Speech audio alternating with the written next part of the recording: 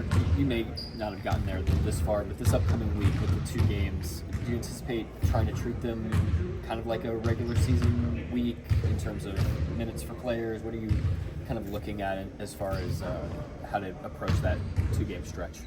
Not quite regular season-ish, but we'll get everybody out there. We haven't played in a couple days, and the guys that played in Houston haven't played even since the New Zealand game. So, we'll get a good little run here. What have you seen from Aaron this season, just on the offensive end in particular? He mentioned just kind of expanding his aggressiveness a little bit. What have you seen from him in that regard? I mean, he's above 40% from 3 the last 2 years. He was almost 50 last year if he wasn't. And, so I think that's a pretty good indicator that he can handle more volume. Right. And leveraging that gravity could be good for us. We're trying to put him in some of those spots, without losing some of the other stuff he does really well. But those habits are pretty good. So we are trying to layer a little bit to leverage the shooting. And as a result of that, he's ending up in some harder closeouts where he's able to drive it and make secondary plays. He's really improved as a decision maker over his time here. So he's a great developmental example of a guy that has he got the system down quickly. Yeah. He focused on the right things early, built a really strong foundation for himself, became a very impactful and additive and efficient player, which makes him easy to play. And now he's gotten better and better as he's had different experiences on the court. But he had a great summer. He's gotten better every year, and we're really excited about what he can bring to our team this year. Mark, you were talking to Dylan there for a while. I just wondered if you could give us any insight as far as what you guys might have been talking about and what are the kind of questions he's asking. I'm always careful to disclose too much when it's a private conversation, but in general, these guys are early in their basketball careers, and who knows, training camp's not built for the rookies and the new players. Training camp's built for the team, and they have to catch up to that. And so I'm always trying to get in their ear and check for understanding and understand what they're experiencing. I've never gone through it before, and that's what I'm doing there. But I'm doing that with everybody.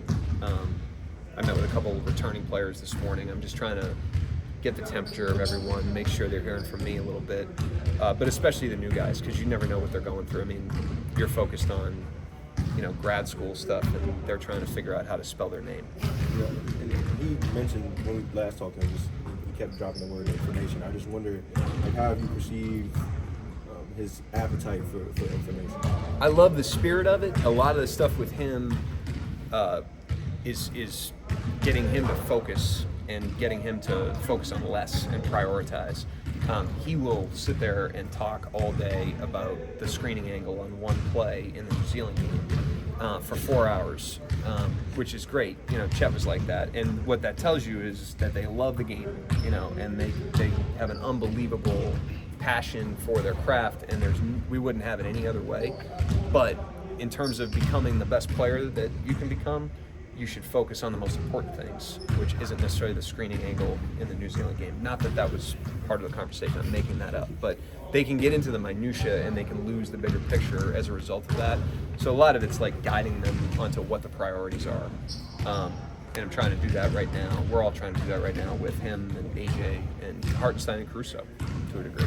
You had mentioned with the question about Aaron that, higher volume might lead to more gravity there. In general, and I know it might be player to player, but is there a volume threshold in which you guys notice that teams go out and defend that more, and that gravity is more potent, compared to 1 or 2 threes attempted in a game? Some of it's reputation, some of it's just there's guys that shot it well in one game and everybody closes to them for the rest of their lives, and then I remember, and I say this as a compliment to Rondo, people would still go a mile under him, and he was shooting 40% from 3 forever. He shot him out of it, but because of his early reputation, they still played him a certain way, and because of the threat of him getting in the lane. So some of it's that, but a lot of it for us is an Aaron Wiggins 3 is a good shot, and if he's going to shoot it at 38, 39% instead of 50, but it's going to create more space for our team, then it'll net more positive than him shooting 50% on low volume. So trying not to look at that in a vacuum. The goal is not the highest percentage. The goal is the best efficiency for the team, and he can impact that by being a little bit more liberal with his selection. Mark, I am curious now, because I think some people will mention like defensive reputation kind of altering the way certain guys attack, and maybe a guy had one great defensive season and then it lasts their career. Like, where do you stand on that viewpoint? It's similar. There's guys, in the NBA, I'm not going to use names, but there's guys that have kind of a defensive reputation that you can go at a little more than you think. And then there's other guys that, don't have a great defensive reputation, but that are hard to mess with, and so we can't control that. We can't control who teams go at or who they pick on defensively, but we can control our team defense and our one-on-one fundamentals and just trying to get everybody up to a certain threshold defensively on the ball and off of it. You have a whole week of practice and then 3 games under the belt. What are the things that you like the most on the team and or player? And then what are the things that you like to that I dislike? Let's be honest. no. To see more for the rest of the preseason. Yeah. What I like the most is the same thing that I've liked from day one, which is these guys are competitive and they're inside the team. They're team guys. They're good people. They're great professionals. They're a pleasure to be around every day. I've enjoyed every win, every loss, every day with this group of guys, and this has been no different. It's great to get back in the gym with them, and that has sustained, over time. And so that's been the best part. And the improvement is just like it's early in the year, and there's a lot. You are pretty sloppy as you get your rhythm back, your conditioning, as the team learns one another. As we get back to, they've had the summer where they work on skills that are, a part of, their whole game, but then plugging back into the team, getting back into defensive schemes. I don't think they're doing many defensive schemes in LA in the summer. So, that's just inevitable. It just takes time to build. And you got to start at zero every single year, and we're in that process right now. We're early in that process. So when we watch the film, there's a lot of things that are jumping out that need to improve, and we're just trying to chip away and improve at them little by little. What does Hartenstein unlock for you guys in the pick and roll? He's an elite screener that can really scrape defenders off of the ball, and he's got a great physical presence. Obviously, he's strong and big. But his mind is equally as good. He's got a very, very, very good understanding of the nuances of the pick and roll game at this point. I've mentioned it to you guys before, but he has an understanding of who he's playing with, how they're being defended on an individual possession, and how to create an advantage. And that's really what the game comes down to, is creating advantages. And once you create the advantage, you can move the ball, you can move the floor, but without an advantage, it's really hard to score. And as a screener, he creates advantages, and then he does it again on the offensive glass on the back end of the play. We obviously can't be everywhere in this gym and see everything, but it always feels like every time we come here, wherever David Daigneault is working out guys, it's like the liveliest corner of the gym. Like, how would you describe his relationship with some of the guys he works with? Yeah, DA is. First of all, I think it's my 10th year working with DA, because we were assistants with I was a head coach. He was an assistant with the Blue, and then we were assistants together for a year. And then he's been here every year that I've been the head coach. So I have a great professional collaboration with him for a long time. He's a good man.